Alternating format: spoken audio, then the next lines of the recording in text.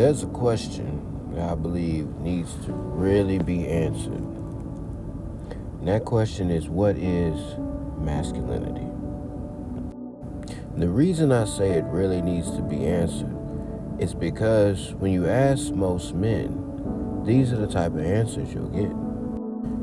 Being, a provider, taking care of everything, taking care of responsibility, standing on business, making sure everybody taken care of.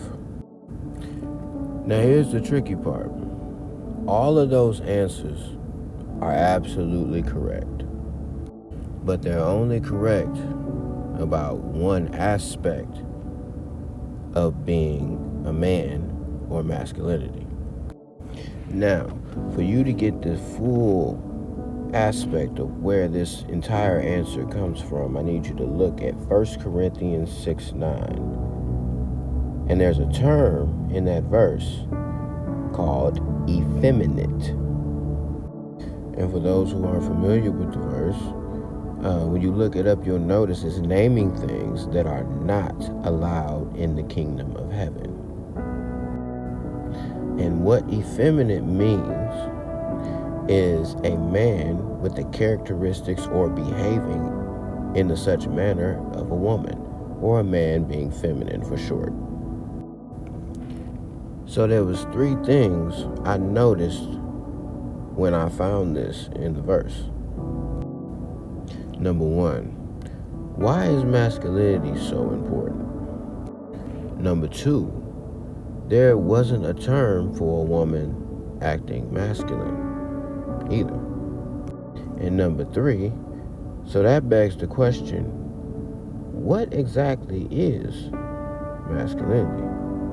And just to be detailed, the Bible does mention something about men and women cross-dressing when it mentions women dressing as men, to be wrong, but not saying them acting masculine. So I started looking for all the distinct differences in men and women and how they're perceived. And what I found is men have boundaries that they have to stay inside of, and women are boundaryless. Let me explain. Men have boundaries, masculinity has boundaries, and femininity is boundaryless. Only in a societal view, though. We are viewed exactly the same when it comes to morality. We are held to the same standard.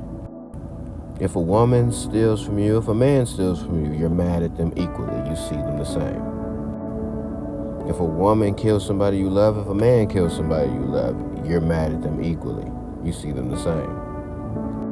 If a man lies to you, if a woman lies to you, you're mad at them equally. You see them the same. So it's only in social and society view that they're different. For example, if a man goes gay,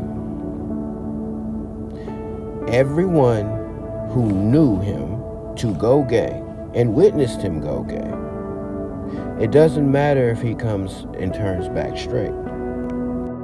He will still be gay to them in their eyes who knew he went gay for the rest of his life.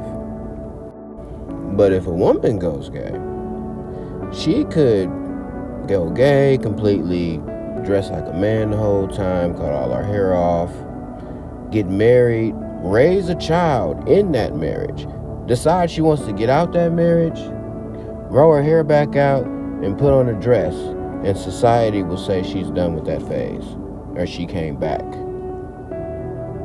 and see her completely as a woman again. Second example, there are 2 sayings that talk about the same exact subject, but are 2 completely different sides of the coin when it comes to the man's side and the woman's side. Have you ever heard the saying, I'm a woman and I reserve the right to change my mind? That's the first one. Watch this. On the man's side, all a man has in this world is his balls and his word. You see? Same exact subject, speaking on the same subject matter. Two totally different sides. Two totally different views. I'm only just getting started. Like and follow for part 2.